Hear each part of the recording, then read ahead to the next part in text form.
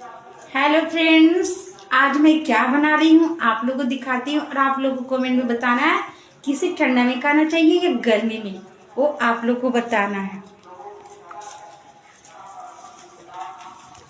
देखिए ये क्या है, टमाटर की चटनी, मीठी चटनी है और इसे खाना है किस चीज के साथ वो आप लोग को बतानी है। और दूसरा मैं दिखाती हूँ, ये रहे आलू के चोखे। अब मुझे आटा सानना है और आटा सानने के बाद मुझे बनाना है आलू के पराठे। तो फिर मैं खाऊंगी और जब मैं पराठे बनाऊंगी तो आप सभी को दिखाऊंगी कि कैसे बनाती हूँ।